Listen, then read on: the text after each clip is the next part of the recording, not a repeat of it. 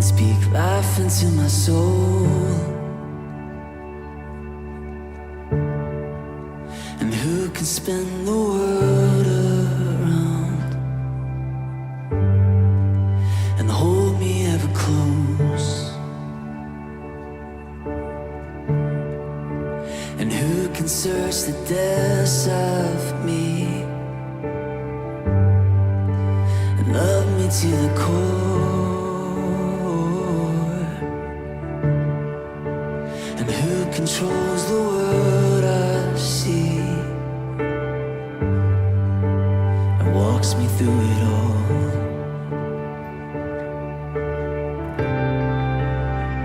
No one but you.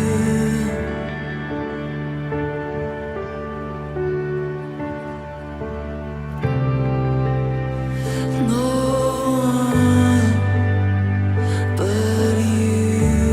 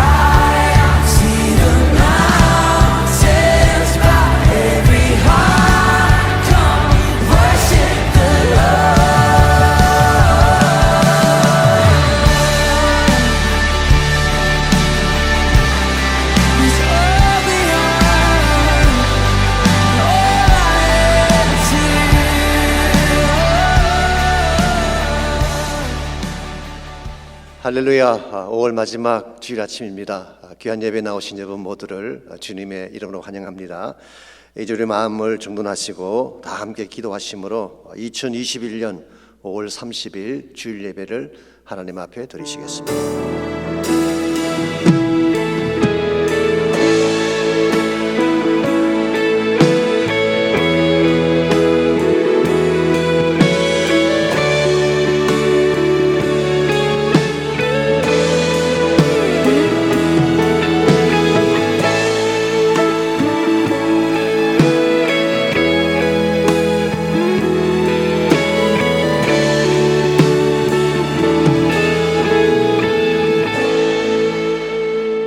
할렐루야. 여호와께 감사하라. 그는 선하시며 그 인자하심이 영원하미로다. 누가 능히 여호와의 권능을 다 말하며 주께서 받으실 찬양을 다 선포하랴. 정의를 지키는 자들과 항상 공의를 행하는 자는 복이 있도다. 여호와여, 주의 백성에게 베푸신 은혜로 나를 기억하시며 주의 구원으로 나를 돌보사 내가 주의 택하신 자가 형통함을 보고 주의 나라의 기쁨을 나누어 가지게 하사 주의 유산을 자랑하게 하소서. 아멘. 하나님 감사합니다. 하나님의 거룩하심과 인자하심과 우리를 사랑하신 은혜를 감사합니다. 이 시간 우리가 전심을 다해 하나님을 예배할 때에 하나님 앞에 큰 영광 되게 도와주시옵고 우리 모든 성도 한 분 한 분이 살아계신 주님을 만나 뵙는 귀한 시간 되게 축복하여 주시옵소서. 예수님의 이름으로 기도하옵나이다. 아멘. 우리의 슬픔을 기쁨으로 변화시키는 능력의 하나님, 오늘도 우리가 경배합니다. 오늘도 분께 나아가 우리의 마음을 내놓고 기도하며 주님께 경배하는 시간을 되기 원합니다. 할렐루야. 우리 주님께 경배합니다. 슬픈 마음 있는 사람 예수 이름 믿으며 영원토록 변함없는 기쁜 마음 얻으리. 슬픈 마음 있는 사람 예수 이름 믿으며 영원토록 변함없는 기쁜 마음 얻으리. 예수의 이름은 세상의 소망이요 예수의 이름은 천국의 기쁨일세.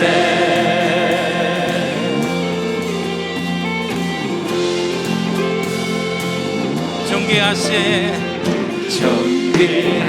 주의 이름 우리 기쁨되도다.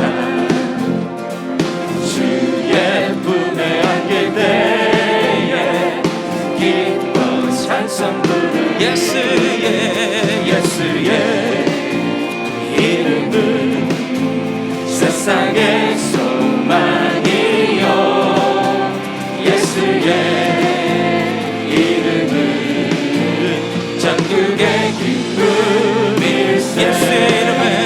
예수의 이름은 세상의 소망이요 예수의 이름은 전국의 기쁨일세.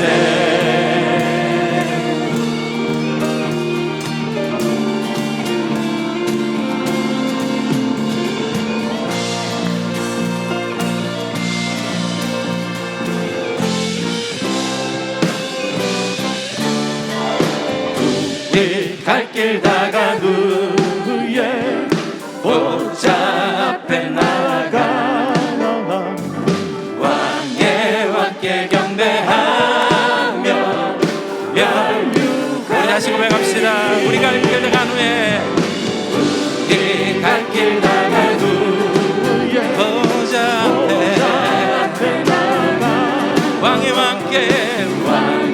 왕께 경배하며 멸류관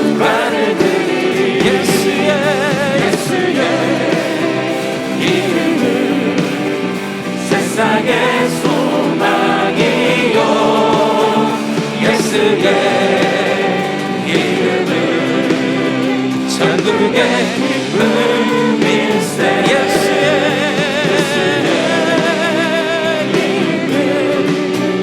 세상의 소망이요 예수의 이름을 전국에 다시 한번 고백합시다. 예수의 이름을 세상의 소망이요 예수의 이름을 전국의 기쁨일세.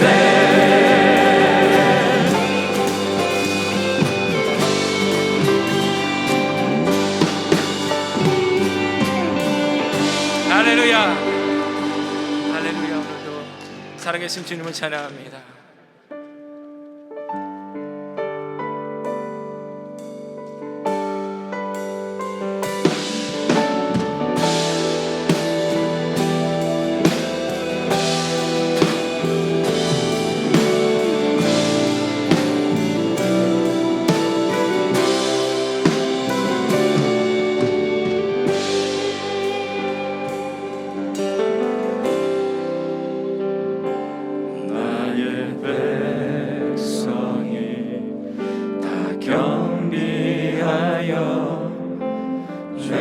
내게 기도하며 나의 얼굴을 구하여서 그 악한 길 떠나며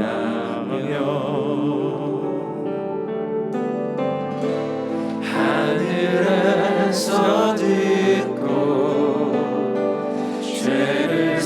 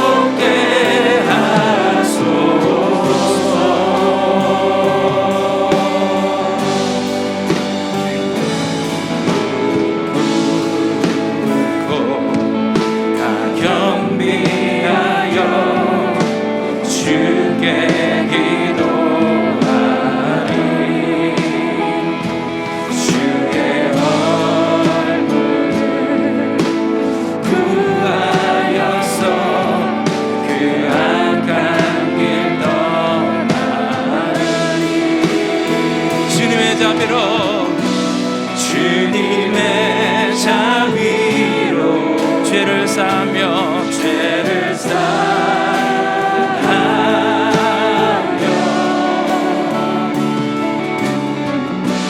주님의 자비로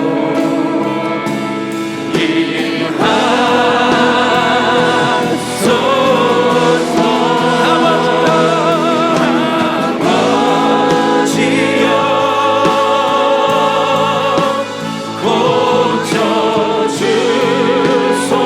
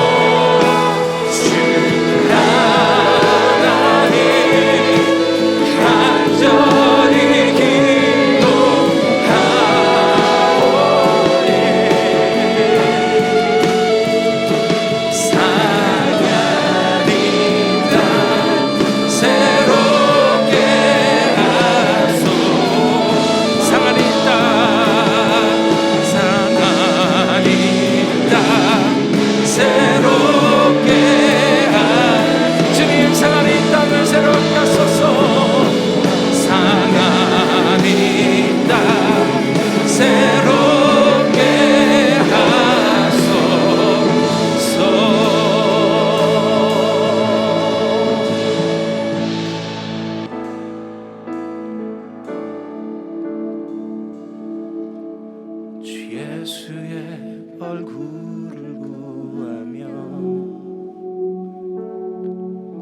예배하는 세대 일어나 주 위에 살며 주 위에 죽으니 이것이 우리의 부르심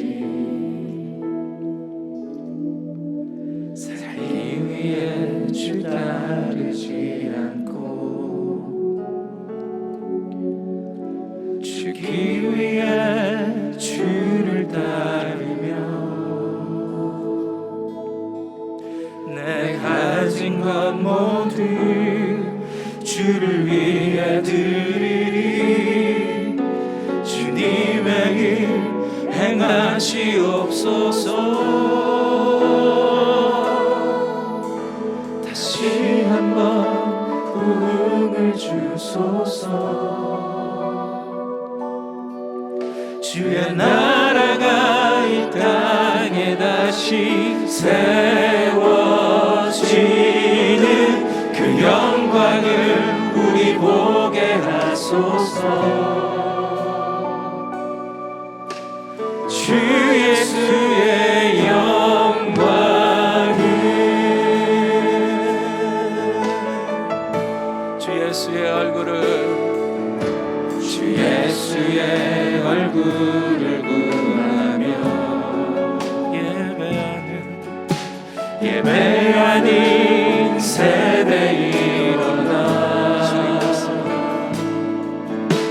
주 위에 살며 주 위에 죽으니 이것이 우리의 부르심 살기 위해 주 따르지 않고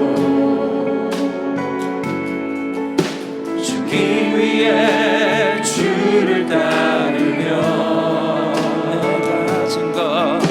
내 가진 것 모두 주를 위해 드리리 주님의 일 행하시옵소서 다시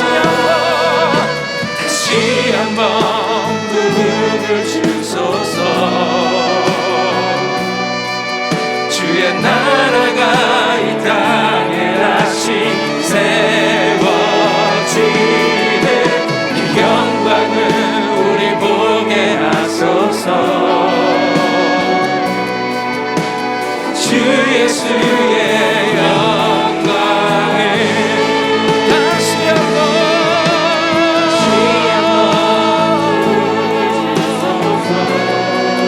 주의 나라가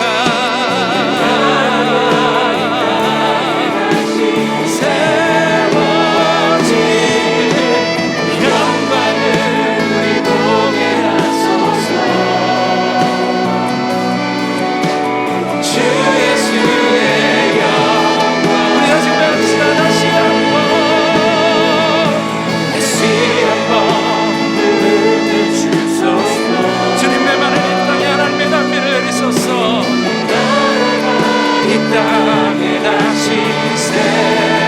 세워지는 영광을 우리 보게 하소서 주 예수의 우리 다시 한번 다 같이 고백합시다 다시 한번 부흥을 주소서 주의 나라가 이 땅에 다시 주님 온전하게 회복시켜 주옵소서 주님 하나님의 나라가 이 땅 가운데 주님 다시 한번 세워주시도록 주님 사용하옵소서 우리 마음 가운데 하나님의 나라가 역사해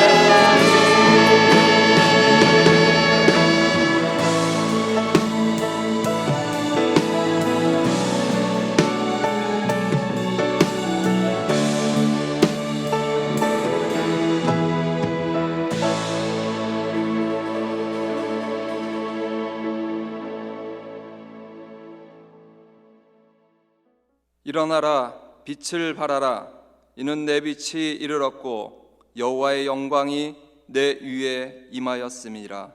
아멘. 은혜의 하나님, 하나님의 크신 은혜로 일주일 삶을 하나님 주시는 평안함으로 인도해 주심에 감사드립니다.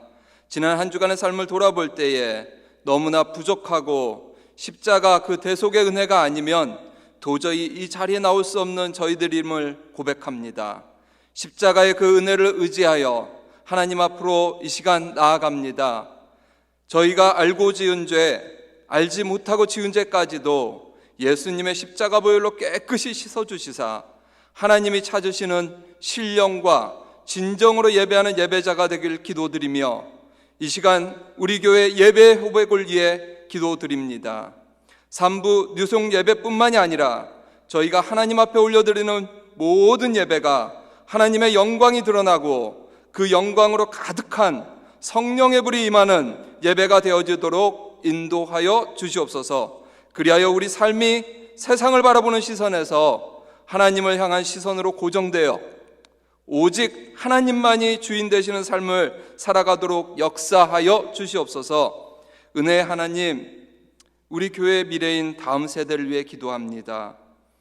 먼저 6월 16일부터 진행되어지는 VBS에 온 교회가 어린 영혼들을 위해 기도로, 물질로, 도움의 손길로 섬기는 사역이 되게 하시고 준비하시는 모든 사역자들과 교사들의 성령 충만하여 우리 아이들을 위해 무릎 꿇고 기도하며 생명의 말씀을 준비하게 하시사 참여하는 우리 아이들에게는 삶에서 절대 잊을 수 없는 인생의 전환점이 되는 예수님을 인격적으로 만나는 귀한 시간이 되어지도록 인도하여 주시옵소서.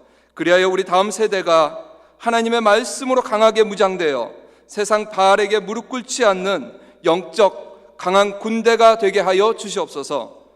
어려운 상황 가운데에도 선교의 문을 열어주심에 감사드립니다. 선교를 통해 하나님의 대분부이며 교회의 본질인 복음의 소식을 전하는 교회가 되게 하심에 진심으로 감사드립니다.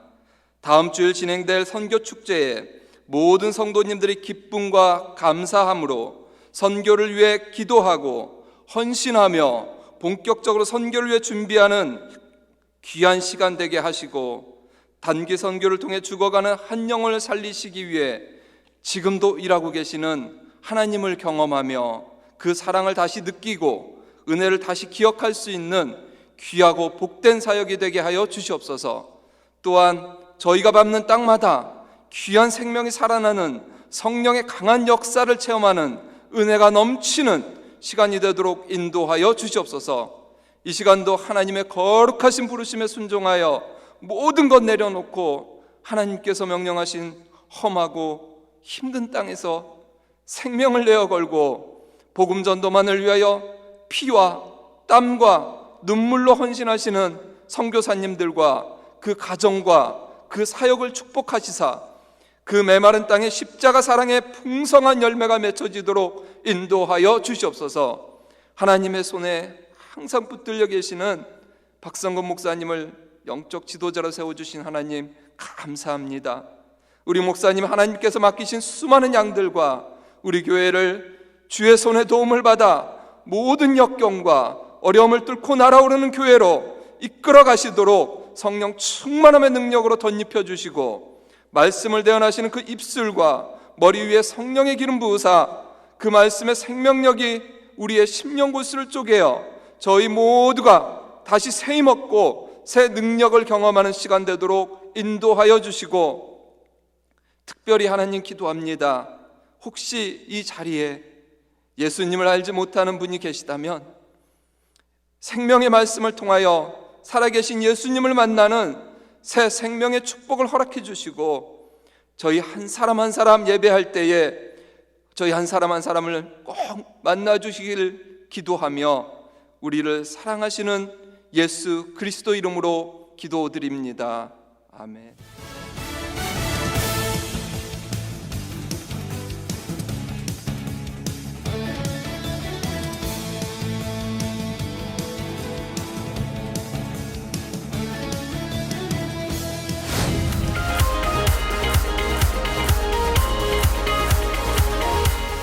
다음 주일 오전 9시부터 선교 축제가 시작됩니다.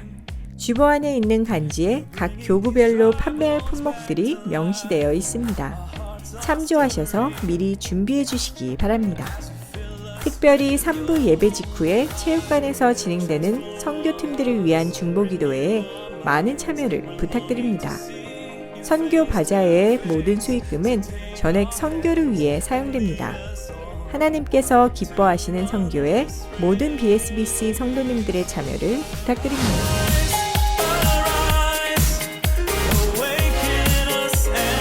2021년 여름 단기 선교는 다음 주에 있는 선교축제 전에 신청을 마감합니다.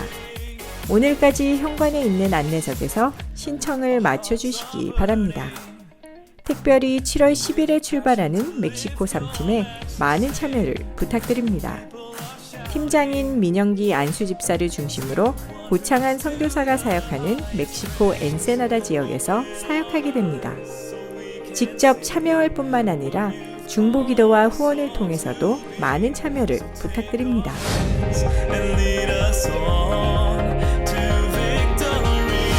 BSBC 성도님들의 중보기도 신청을 받고 있습니다. 담임 목사님과 함께 사역자들이 열심히 기도하겠습니다. 기도 제목에 대한 비밀은 염려하지 마시고 신청해 주시기 바랍니다. 특별히 공개해서 전 성도님들의 기도를 받기 원하시는 분들은 공개 여부에 표시해 주시기 바랍니다. 금요기도회나 새벽기도회에 함께 기도하겠습니다. 중보기도 신청함은 교회 현관 옆 메인 게시판 아래에 있습니다. 주님 안에서 행복한 한 주 보내시길 바랍니다.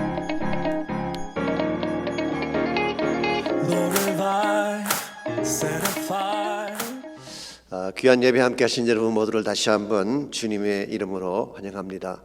날씨가 많이 더워졌습니다. 이제 봄을 넘어서 여름으로 들어선 것 같습니다. 특별히 롱 위켄드를 맞이해서 또 출타하신 분들도 계시는 것 같습니다. 여러분 광고에서 보신 것처럼 오는 주일이 드디어 선교 축제일입니다. 모처럼 원성도가 함께 모여서 교제도 하고 헌신도 하는 귀한 시간이기 때문에 여러분 꼭 기억하시고 참석해 주시기를 바라고, 특별히 선교팀들을 위한 중보기도 시간에 꼭 오셔서 함께 축복해 주시기를 바랍니다. 이름 단기 선교팀 신청 마감이 오늘까지입니다. 오늘까지 꼭 등록을 해 주셔야지 팀도 확정이 되고 또 준비도 할 수가 있겠습니다. 중보기도가 필요하신 분들에게 기도 제목을 내달라고 하는 광고가 나왔습니다. 사실 기도만큼 소중한 것이 어디 있겠습니까? 여러분 가운데 혹시라도 혼자 감당하기 힘든 문제를 가진 분이 계신다면 여러분이 기도 신청서에 적어서 주시면 저희들이 컨피덴셜하게 기도하고 또 중보하도록 하겠습니다. 우리 그 외 나머지 광고들 잘 보셔서 함께 해주시기를 바랍니다. 이제 하나님께 올려드릴 헌물을 위해서 함께 기도하겠습니다. 좋으신 하나님 감사합니다. 어렵고 힘들었던 세월이 다 지나가게 하시고 이제 하나님 은총 가운데에 밝고 빛난 시간들이 우리 앞에 주어지게 된 것을 감사합니다. 하나님 사랑하는 주의 백성들 끝까지 은혜로 붙드시고 사랑으로 붙잡아 주셔서 쉬하지 않고 힘들지 아니하고 주의 권능 가운데 살게 하시는 것을 감사합니다. 이 아침에 우리의 마음과 정성을 담아 소중한 예물을 주께 올립니다. 말씀에 순종해 드리는 11조물을 축복하시고 감사와 구제와 선교를 위해 드려진 모든 예물을 축복하셔서 주의 영광 위에 쓰임받는 소중한 예물 되게 하여 주옵소서. 우리 인생의 모든 것 대신 하나님을 찬양하오며 살아계신 예수님의 이름으로 감사하며 기도하옵나이다. 아멘.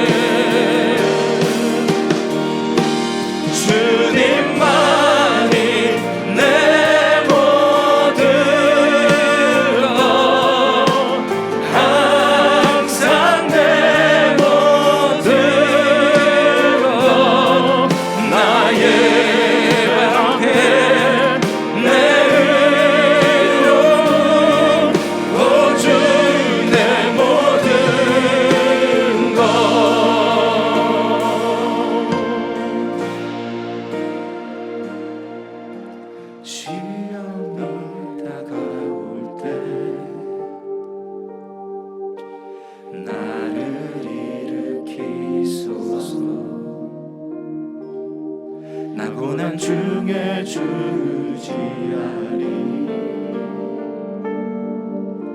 예수 나의 참 소망. 나 고난 중에 주지하리. 예수 나의 참 소망.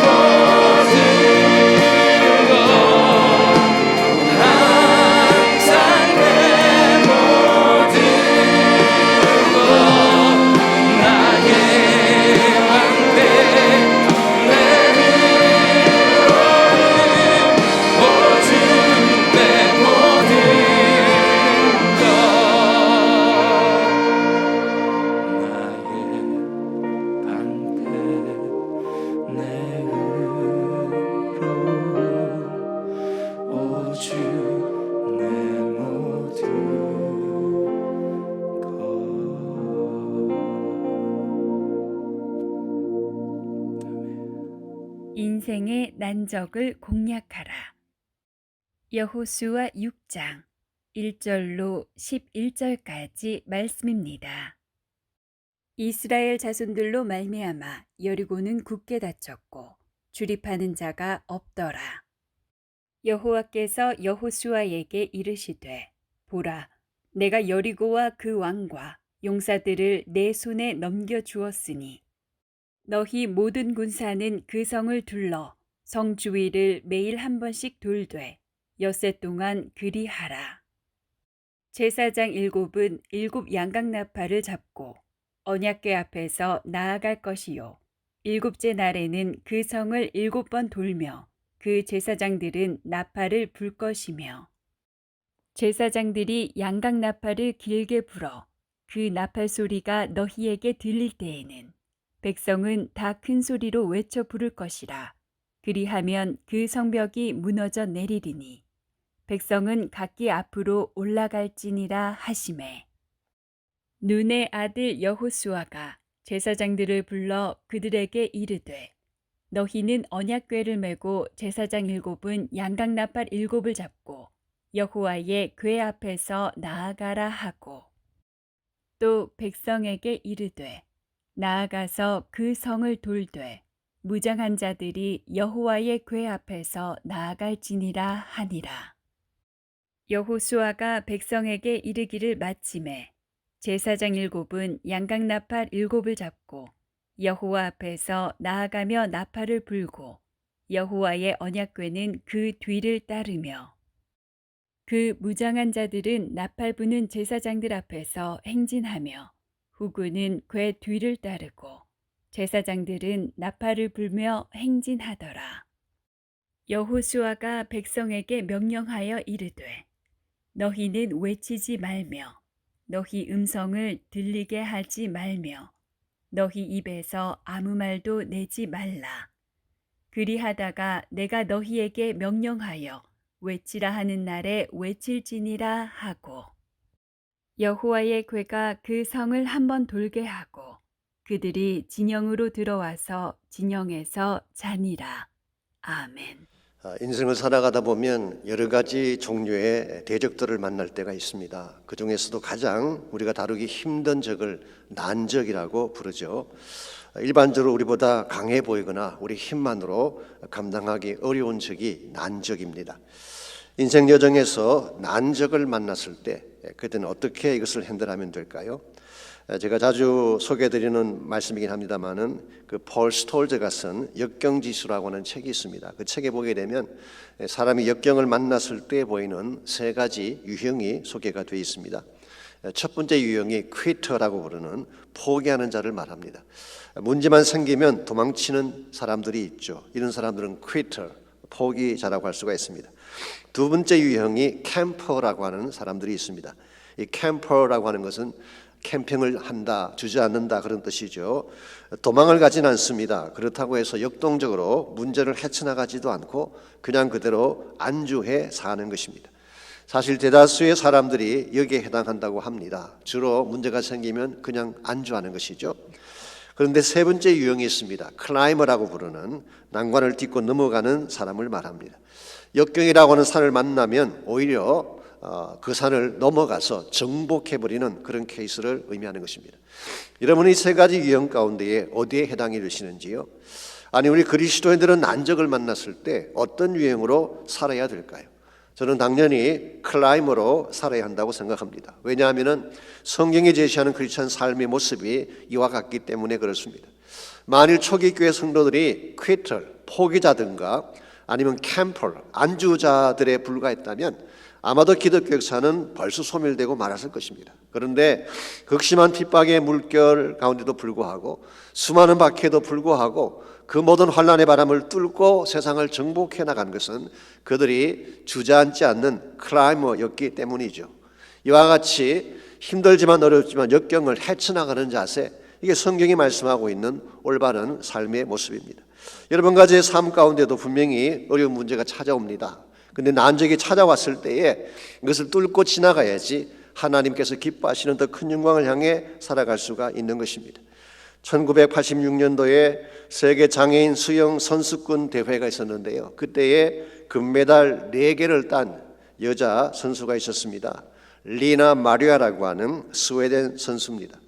이분이 1988년도에 서울에서 열리는 국제장애인 올림픽에도 참석을 했습니다마는 이분은 태어날 때 양팔이 없이 태어났습니다. 다리도 왼쪽 다리만 정상이었고 오른쪽 다리는 짧고 기형 형태를 띠고 있었습니다. 양팔이 없으니까 무엇을 집을 수가 없습니다. 먹을 수도 없어요. 다리가 불편하니까 자주 넘어지는데 넘어지면 자신의 힘으로 일어나는 것이 거의 불가능했습니다. 그럼에도 불구하고 이 리나의 부모님이 참으로 신앙이 좋은 크리스찬들이었습니다. 리나가 처음 태어났을 때 사실은 병원에서 보호센터로 아기를 보내는 게 어떠냐 그렇게 제안을 했다고 합니다. 그때 그 아버지가 arms or no arms, 팔이 있건 없건 she is a special gift from God. 그녀는 하나님이 우리에게 주신 특별한 선물입니다. 그렇게 선포를 하고 아기를 데려와서 정말 사랑으로 그 아기를 키웁니다. 한 번도 동정심으로 아이를 키운 적이 없었다고 합니다. 그래서 사랑으로 정말 적극적으로 키웠기 때문에 리나는 혼자서 일어나고 혼자서 밥 먹고 혼자서 걷는 연습을 하게 한 것입니다. 물론 쉬운 일이 아니죠. 어려운 일입니다.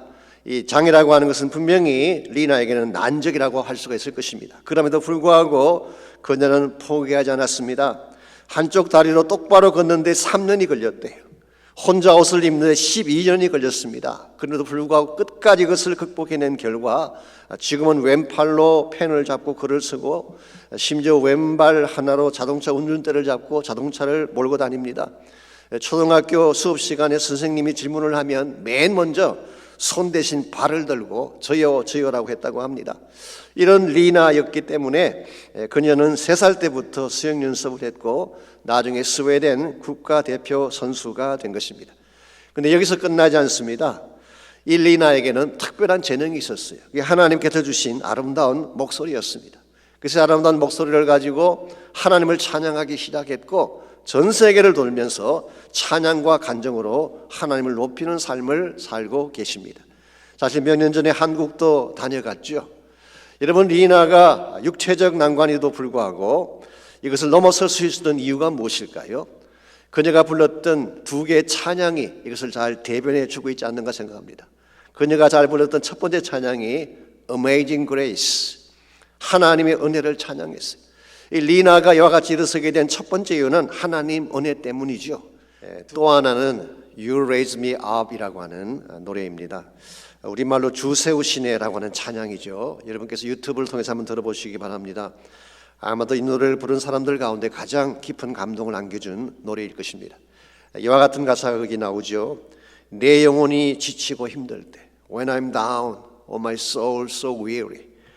고통이 몰려와 내 마음을 짓누를 때에 When troubles come, my heart burdened be.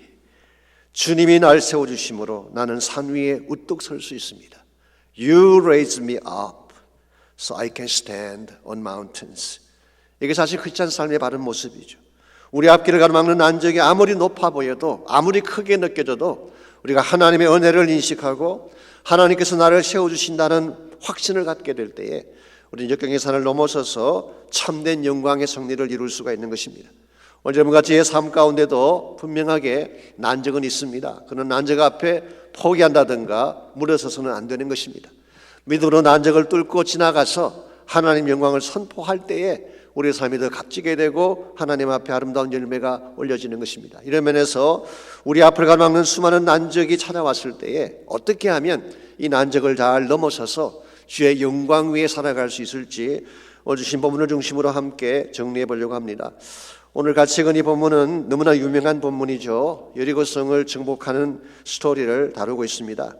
여리고성이라는 이 성은 요단 계곡 남단에 있는 팔레스타인 최고의 도시 중에 하나였습니다. 요단 서편에 광활한 평지를 지키는 성이었기 때문에 전략적으로 대단히 요지에 속한다고 할 수가 있죠. 이스라엘 백성의 입장에서는 이 성을 점령해야만 실제로 가나안 땅을 들어갈 수 있기 때문에 반드시 공략을 해야 될 성이었습니다. 그런데 그 성을 공략하는 것이 쉽지 않았어요. 그 성의 크기는 약 8에이커 정도였다고 합니다. 그렇게 큰 성은 아닐지 모르겠습니다. 그러나 가파른 경사지 정상에 위치한 천년열세였기 때문에 침공하는 것이 쉽지 않았어요. 더구나 그 성은 두 겹으로 벽이 만들어져 있어서 웬만한 군사력으로는 정복할 수가 없는 난공불락의 성이라고 할 수가 있습니다. 더구나 1절 말씀 보시게 되면요, 이스라엘 자손들로 말미암아 여리고는 굳게 닫혔고 출입하는 자가 없더라고 했습니다. 이스라엘 백성이 오고 있다는 소식을 들은 여리고 왕이 성문을 굳게 닫아버리고 아무도 출입할 수 없도록 철통 방비를 한 것입니다. 그러므로 쉽게 들어갈 수도 없고 넘어갈 수도 없는 난공불락의 성, 이것이 바로 여리고라고 할 수가 있죠. 자, 이와 같은 철벽 같은 성 앞에서 이스라엘이 어떤 반응을 보였나요? 포기했습니까? 아닙니다. 혹은 지금까지 확보한 땅이나 차지하고 살자 그러고 요단 동편에 안주를 했습니까? 그렇지도 않습니다. 그들은 믿음으로 그 난공불락의 성을 넘어가기를 원했어요. 그리고 이 성을 정복함으로써 하나님의 기적을 만방에 선포하기를 원했던 것이 그 당시 여호수아를 비롯한 이스라엘 백성의 모습이라고 할 수가 있습니다. 저는 여기 우리 모두가 붙잡아야 될 중요한 자세가 있다고 생각합니다. 하나님 여러분과 저를 포기자로, 퀴터로 부르지 않으셨어요. 하나님 여러분과 저를 어중간한 타협자로, mediocre, 캠프로 부르신 것도 아닙니다. 하나님이 여러분과 저를 정복자로 불러주셨어요. 그러므로 어떤 난관이나 어려운 대적이 앞을 가로막아도 두려워하지 아니하고 하나님과 함께 이 산을 넘어가야 되는 것입니다. 오늘 여러분 개인의 삶 가운데도 여러 가지 종류의 여리고가 존재하는 줄 믿습니다. 여리고라고 하는 것은 인생에서 맞이할 수 있는 최고 수준의 난관을 상징한다고 말할 수가 있겠죠. 환경적인 차원에서 여리고를 가진 분들이 계십니다. 갑작스러운 불경이나 파산으로 말미암아 경제적 난관에 처한 분들이 계시겠죠. 관계적인 차원의 여리고를 가진 분도 있습니다. 앞을 가로막고 상처를 주고 항상 원한 관계에서 나를 공격하는 사람들을 가질 수 있습니다.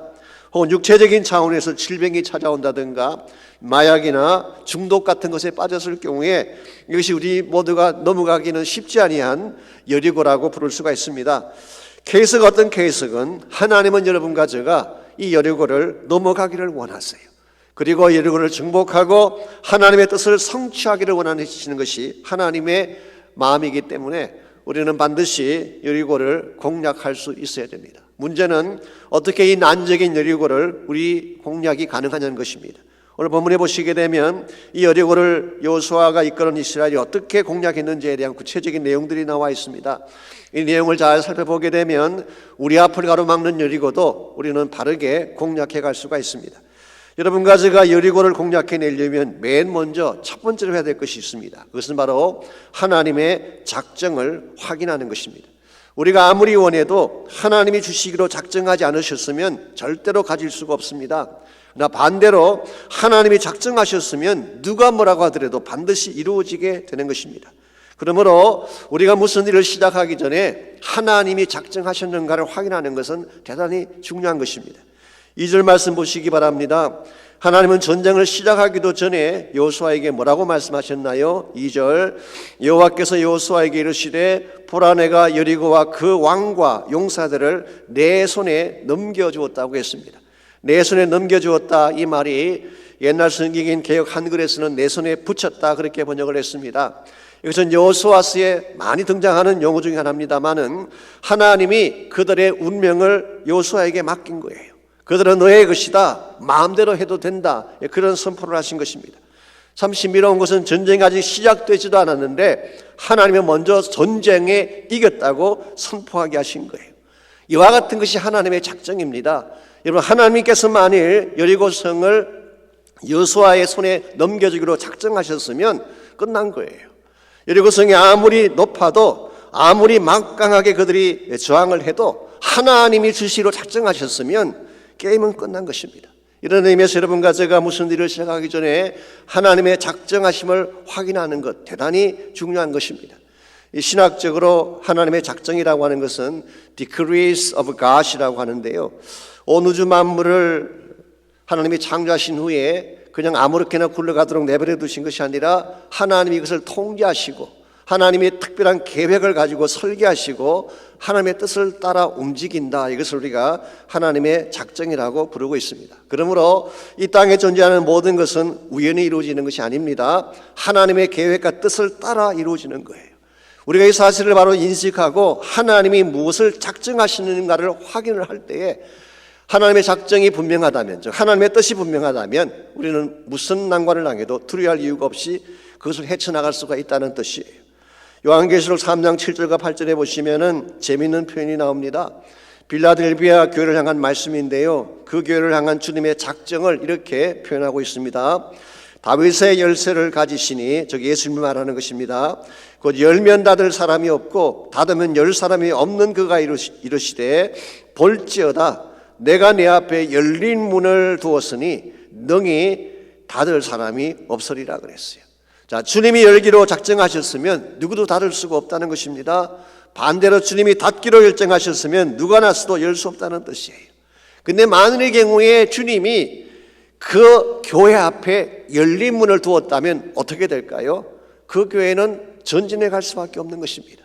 이런 면에서 하나님의 작정을 아는 것은 대단히 중요한 거예요. 저는 사실 다른 훌륭한 목사님들에 비해서 목회에 대한 경험이 그렇게 많은 편은 아닙니다만은, 그럼에도 제가 목회를 하면서 한 가지 터득한 사실이 있습니다. 그것은 하나님이 물꼬를 터주지 않으시면 아무것도 할 수 없다는 사실입니다.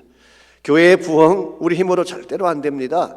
내가 노력한다고 교회가 변하고 부흥되지 않습니다. 하나님의 사람을 붙여주시고 물꼬를 터주실 때에 교회의 변화가 일어나고 부흥이 시작이 되는 것입니다. 우리 개인의 삶도 마찬가지입니다. 내가 열심히 애쓰고 뛴다고 길이 열리는 건 아닙니다. 하나님이 열어주셔야지 길이 열리는 것입니다. 사업이 회복되는 것, 물론 우리가 노력을 해야 되겠지만요, 궁극적으로는 하나님이 붙여주셔야지 사업이 회복되는 것입니다. 가정이 치유되는 것, 가정이 회복되는 것도 마찬가지입니다. 우리 노력이 필요하긴 하지만 하나님이 우리 가정을 붙여주실 때에 치유가 일어나고 회복이 가능한 것입니다. 이런 의미에서 여러분과 제가 정말 힘겨운 난적을 만났을 때 그때 해야 될 첫 번째 일이 뭐냐고 하면 하나님께 나가서 그분의 개입을 요청하는 거예요. 이 문제를 내 손에 붙여달라고 기도하는 것입니다. 하나님 내 앞에 열린 문의 축복을 허락해 주십시오라고 간구하게 되면 하나님께서 개입하셔서 물꼬를 터주시고 닫힌 문을 열어주시고 여러분 인생에 참된 회복이 시작되게 하는 것입니다. 이런 면에서 여러분과 제가 참으로 하나님이 우리에게 주시는 능력을 가지고 난적을 돌파해 가기를 원한다면 하나님의 뜻을 먼저 확인하는 것이 필요해요.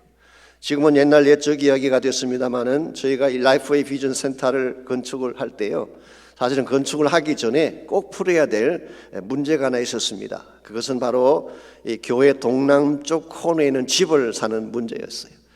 그 집을 사야지 반듯한 낫을 만들 수가 있고 그래야 건축이 가능한데 문제는 집주인이 집을 안 파는 것입니다. 그래서 저에게 집사님 한 분이 매년 그 집을 찾아가서 제안을 했어요. 그렇게 하기를 10년 동안 했는데도 팔질 않는 것입니다. 그래서 건축위원회에서 시중 가격보다 높게 주더라도 사자고 결정을 하고 그렇게 기다려도 살 수가 없었습니다. 그분들의 설명이 이와 같습니다.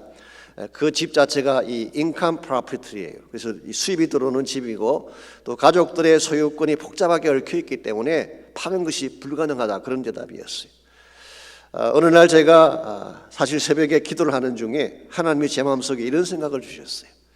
중요한 건 하나님의 비전이다. 하나님 비전만 분명하다면 그 집을 사는 것은 문제가 아니다라고 하는 깨달음을 주셨어요. 그때 제가 무릎을 치며 하나님께 드린 것이 이것입니다. 맞습니다. 하나님 뜻이 중요한 것이지 하나님 뜻만 확실해지면 다른 것은 다 따라오는 것인데 제가 우선순위를 잘못 정했습니다. 그래서 그때부터 교회의 비전을 붙잡고 기도하기 시작했어요. 하나님께서 이 교회를 통해 무엇을 행하기를 원하시는가, 이걸 놓고 기도하기 시작했는데요. 이 기도가 시작되고 며칠 후에 한 통의 편지가 왔습니다. 그 집에서 보낸 것이었어요. 사실은 오픈 마켓에 이것을 내놓으려고 하는데 내놓기 전에 먼저 교회에 제안을 한다 그러면서요, 우리가 생각했던 것보다 훨씬 낮은 가격으로 집을 오퍼를 했어요.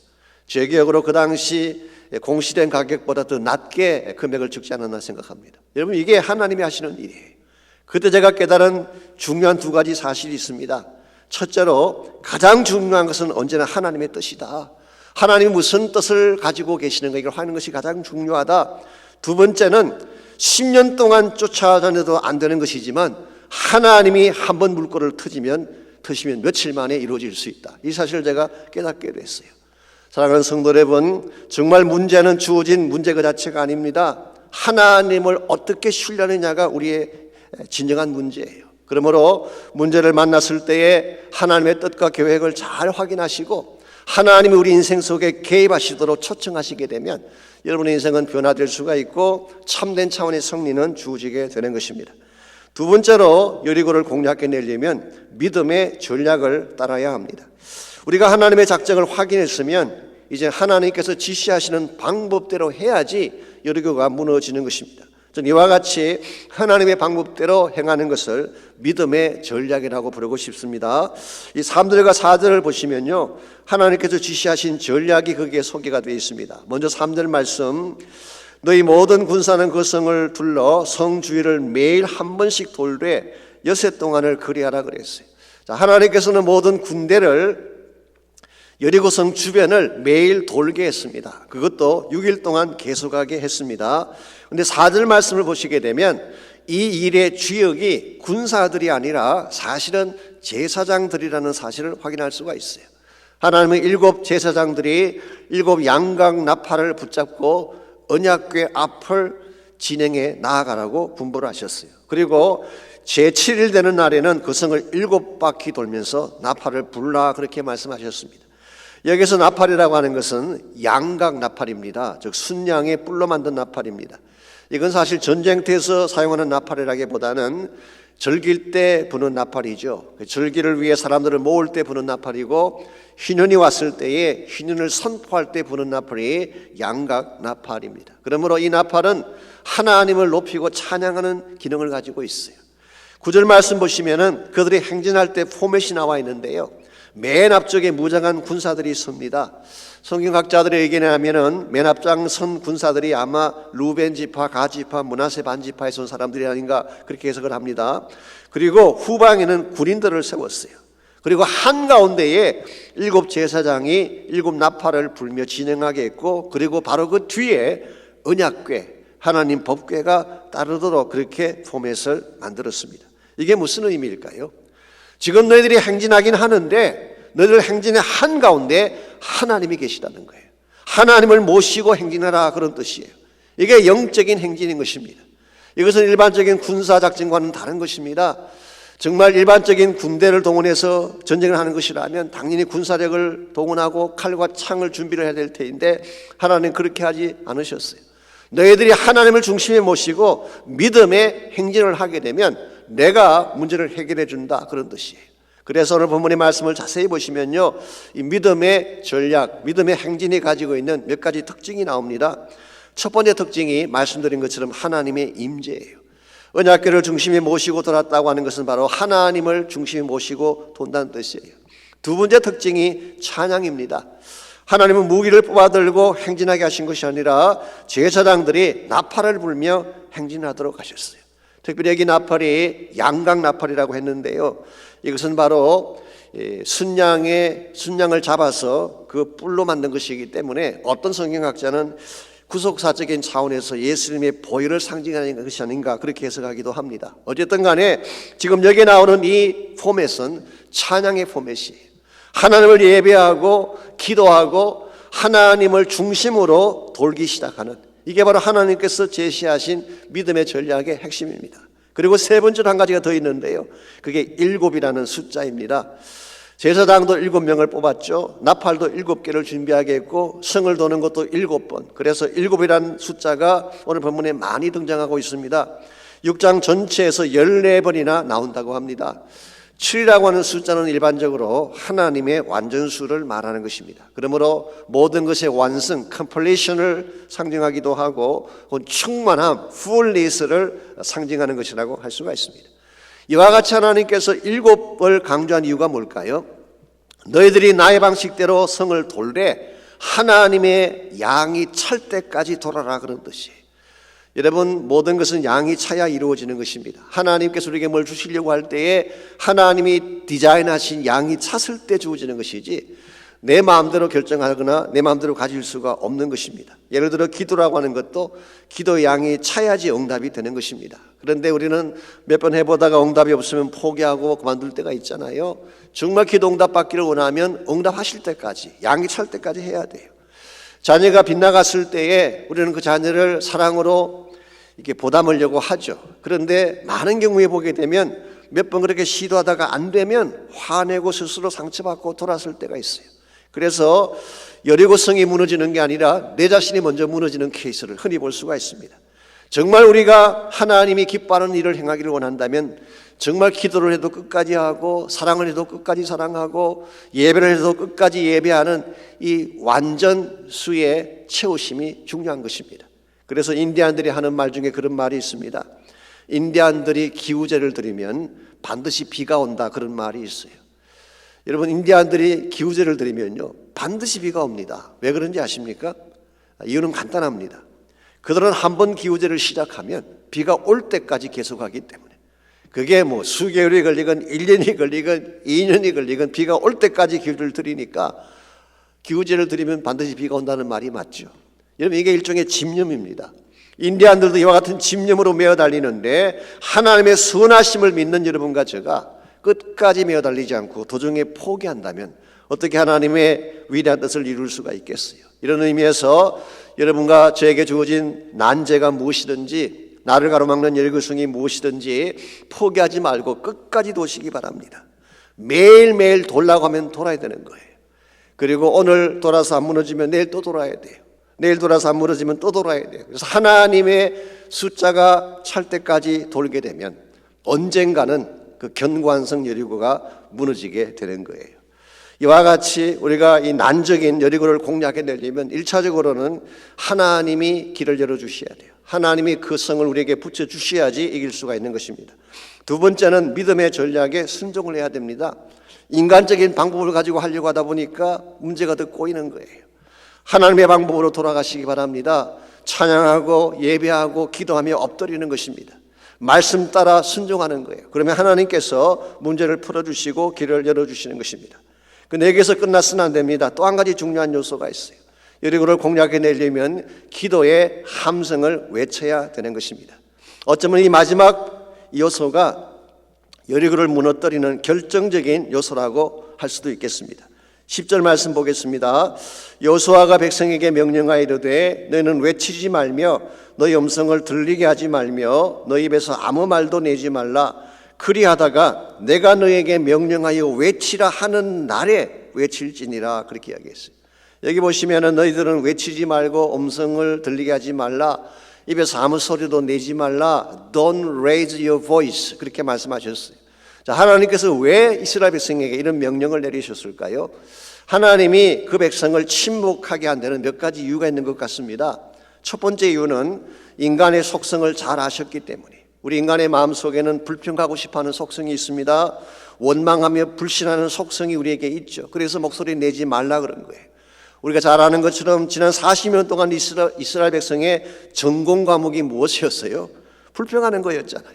뒤에서 가십하고 원망하며 살아왔던 그들의 입술이 하루아침에 변하겠습니까? 아마도 제 짐작이긴 하지만요, 그냥 말하도록 내버려 뒀으면요, 별의별 불평이 다 나왔을 거예요. 야, 이거 지금 우리 뭐 하는 거냐? 매일 성을 돌고 있는데 이거 돈 거 아니냐? 어떻게 성만 돈단 말이냐? 이런다고 뭐가 되겠냐? 그만두고 돌아가자. 아마 수많은 불평이 나오고 maybe 옛날 가데스 바네처럼 선동하는 사람이 나왔을지도 모르겠어요. 이 속성을 잘 아시는 하나님께서 This time you shut up. 이번에는 너희들이 입을 다물라, 그렇게 말씀하신 거예요. 두 번째 이유는 인간의 소리가 높아지면 하나님의 음성이 안 들리기 때문입니다. 하나님의 음성은 고요한 중에 세미하게 들려올 때가 많잖아요. 그런데 인간의 소리가 높아지게 되면 하나님의 음성을 들을 수가 없는 것입니다. 그래서 교회 내에서 가만히 보면요, 자꾸 인간의 목소리를 내는 분들이 계시죠. 자기 소리를 크게 내야지 본인이 뭔가 자기 위치가 있다고 과시하는 것 때문인지 모르지만 자꾸 인간의 소리를 내려는 분이 있습니다. 그런데 인간의 소리를 크게 내는 사람 치고 기도 많이 하는 사람 거의 없어요. 자기 주장이 너무 강하다 보니까 하나님께 엎드리는 것을 잘 못하는 것입니다. 그래서 사실 침묵하는 것도 믿음입니다. 누군 뭐 할 말이 없고 몰라서 말을 안 하는 것입니까? 얼마든지 할 말이 있겠지만 참는 이유가 뭐냐고 하면 하나님의 더 큰 뜻을 위해 참는 거예요. 하박국 선지자가 이런 말씀하셨잖아요. 오직 여호와는 그 성전에 계시니 온 천하는 그 앞에서 잠잠할지니라. 즉 하나님의 음성을 들으라고 말이에요. 하나님의 일하심을 목격하라, 그런 뜻이에요. 이런 면에서 하나님께서는 그 이스라엘 백성을 6일 동안 아무 소리도 내지 못하게 했습니다. 세 번째 이유가 있습니다. 하나님께서 그들을 침묵시킨 세 번째 이유는 이 목소리를 모아두었다가 정말 외쳐야 될 때가 있기 때문에, 그래서 너희들이 힘을 합쳐서 함께 부르짖고 외쳐야 될 때가 오는데 그때를 위해서 지금은 침묵하라, 그렇게 말씀하신 거예요. 10절 말씀에 보시면은 그리하다가 내가 너희에게 명령하여 외치라 하는 날에 외치라 그랬어요. 자, 하나님께서 작정하신 외침의 날이 있습니다. 그 날이 왔을 때에 온 이스라엘이 한 마음으로 외치게 되면 그때 하나님의 기적적인 역사가 실제로 일어나는 거예요. 20절 말씀 보시면은 백성이 나팔 소리를 들을 때에 크게 소리 질러 외치니 성벽이 무너져 내리니지라. 이게 하나님이 하시는 기적이에요. 여러분과 제가 기도하며 기도의 함성을 지르게 되면 하나님이 일하시는 거예요.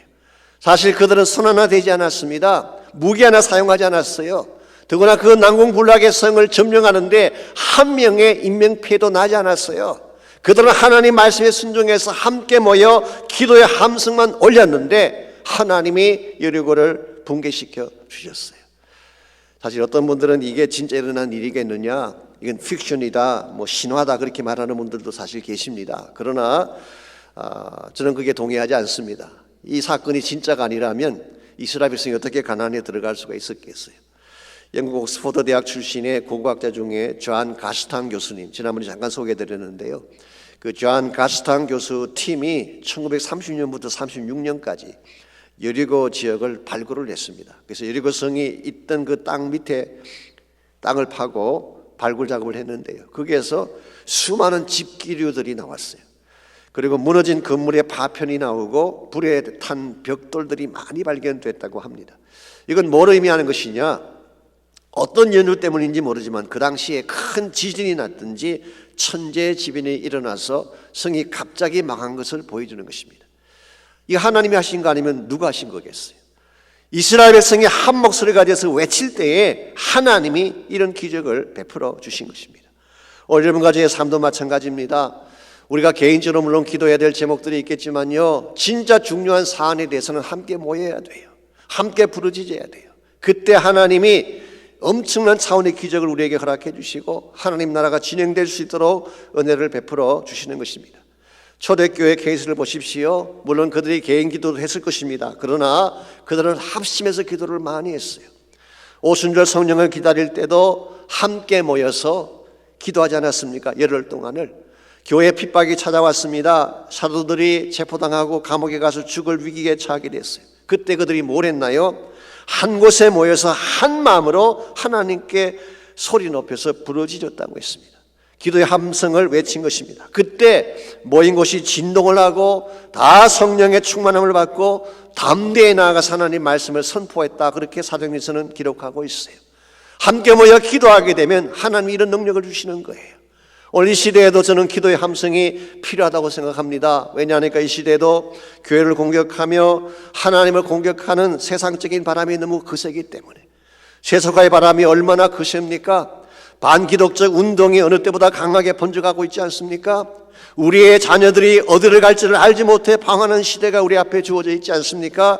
이와 같은 때에 교회가 함께 모여 함성을 외치며 기도하지 아니하면 하나님의 기적은 일어날 수가 없습니다. 이런 면에서 정말 우리가 우리 자신만 챙기고 나의 안식만을 위해 살 것이 아니라 이제는 하나님 전에 모이는 것이 필요해요. 주의 전에 함께 모여서 전심을 다해 부르짖는 것이 필요합니다. 그때에 세속주의의 여리고도 무너지게 되고 하나님을 대적하는 견고한 진들이 다 무너지게 되고 하나님 사회주의 비전이 다시 일어나게 되는 거예요. 오늘 한국교회나 저희 교회가 이와 같은 면에서 함께 모여 기도하고 기도의 함성을 지르는 것, 대단히 중요한 과제가 아닐 수가 없습니다. 2006년 7월 달에요, 한국의 상암 월드컵 경기장에서 엄청난 집회가 모였습니다. 제가 알기로는 한 10만 명 정도가 모였다고 하는데요. 그때 주제가 부흥의 파도를 소망하라라고 하는 주제를 걸고 집회가 모였습니다. 그때 주강사로 오신 분이 새들백 교회의 릭 워렌 목사님이 오셔서 말씀을 선포했습니다. 릭 워렌이 그의 설교 중에 이런 말을 했어요. 빗방울 하나로는 세상을 변화시킬 수 없습니다. A drop of water cannot change the world. 빗방울 하나로는 세상을 변화시킬 수 없습니다. 그러나 이 작은 빗방울이 모여서 빗줄기가 되어 쏟아진다면 사막도 꽃밭으로 바꿀 수가 있습니다. 대단히 중요한 챌린지가 아닐 수가 없습니다. 우리 한 사람 한 사람은 연약한 빗방울처럼 아무 가치가 없을지 모르지만요, 이것이 합쳐지게 되면 큰 물줄기가 되는 것입니다. 이 물줄기가 흘러가는 곳마다 복음의 꽃이 변하기 시작하고 죽은 영혼들이 살아서 돌아오게 되고 하나님 나라 비전이 이루어지게 되는 것입니다. 그러므로 사랑하는 성도 여러분, 주어진 문제가 나를 가로막는다고 해서 주저앉으면 안 됩니다. 어려운 사건이 찾아왔다고 해서 쾌하면 안 돼요. 포기하면 안 됩니다. 하나님이 여러분과 저를 정복자로 불러주셨기 때문에 아무리 어려운 난적이 내 앞을 가로막아도 하나님을 우리 마음 중심에 모시고 믿음의 능력으로 산을 넘어가듯이 클라이머가 되어서 믿음으로 산을 넘어가듯이 정복해 나아가야지 하나님의 이름이 높아지게 되고 주의 나라 영광이 회복되는 것입니다. 전 여러분 한 분 한 분이 힘든 때를 통과하고 계시지만 승리의 클라이머가 되셔서 주의 영광을 선포하고 주의 나라를 이루어가는 아름다운 삶을 살아가시기를 주의 이름으로 축원합니다. 같이 기도하겠습니다. 하나님 감사합니다. 우리 앞에 여리고가 가로막을지라도 하나님이 우리의 편이 되셔서 여리고라고 하는 난적을 우리 손에 붙여주시고 세상적인 방법이 아니라 믿음의 방법을 통하여 기도하게 하시며 순종하게 하시며 함께 모여 기도의 함성을 부르짖게 하심으로 난적 여리고가 우리 앞에서 무너지게 하시는 것을 감사합니다. 사랑하는 주의 백성들 가운데 아직도 해결하지 못한 어려움 때문에 고통당하며 힘들어하는 자가 있다면 이 아침 하나님 친히 임재하셔서 그 마음을 만져주시고 주님의 능력이 어떠한지를 보여주셔서 하나님의 권세로 이 모든 난적을 물리치고 승리하는 역사가 있게 하여 주시옵소서.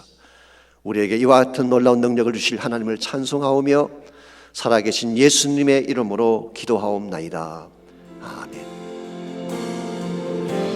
세상을 살아가는 동안에 나의 힘을 의지할 수 없으니 기도하고 낙심하지 말 것을 주께서 참 소망이 되심이라. 이 세상을 살아가는 동안에 나의 힘을 의지할 수 없으니 기도하고 낙심하지 말 것을 주께서 참 소망이 되심이라. 하나님의 꿈이 나의 비전이 되고 예수님의 성품이 나의 인격이 되고 성령님의 권능이 나의 능력이 되길 원하고 바라고 기도합니다. 주의 길을 걸어가는 동안에 세상에 거들지할 수 없으니 감사하고 낙심하지 말 것은 주께서 참 기쁨이 되심이라. 하나님의 꿈이 나의 비전이 되고 예수님의 성품이 나의 인격이 되고 성령님의 권능이 나의 능력이 되길 원하고 바라고 기도합니다.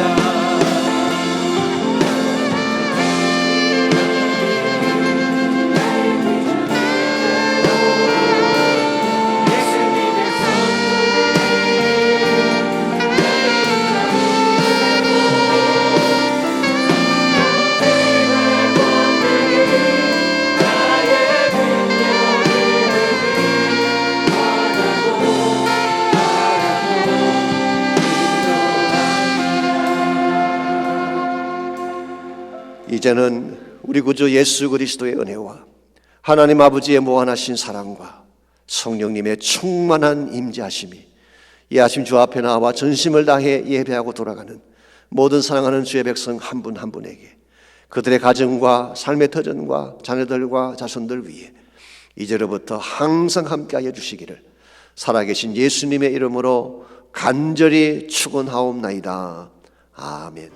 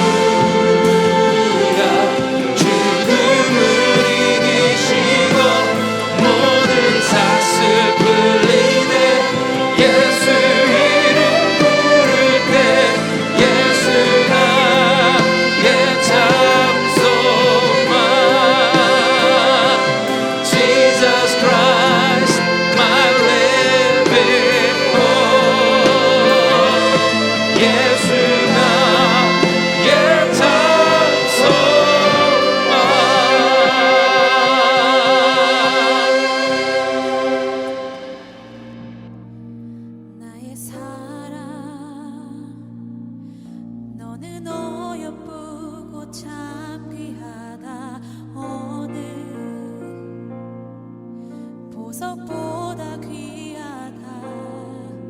내가 사랑스럽지 않을 때 너를 온전히 사랑하고 너와 함께하려 내가 왔노라.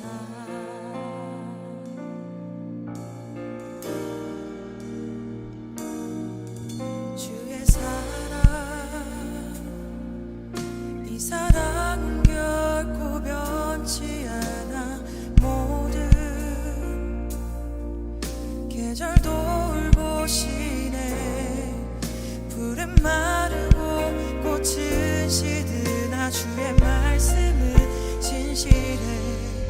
실수가 없으신 주만 바라라.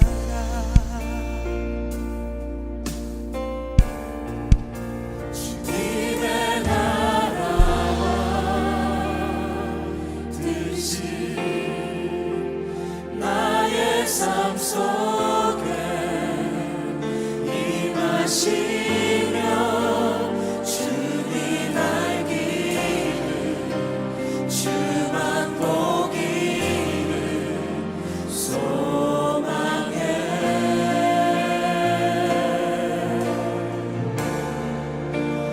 거룩히 살아갈 힘과 두려움 없는 믿음 주신 나의 하나님, 완전한 사랑 찬양해.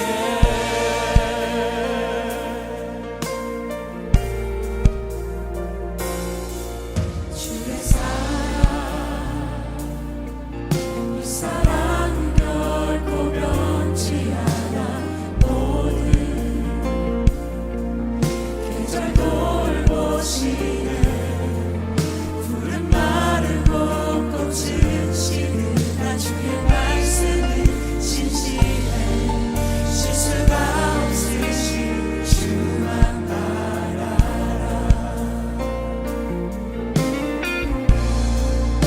주님의 나라와 뜻이 나의 삶 속에 임하시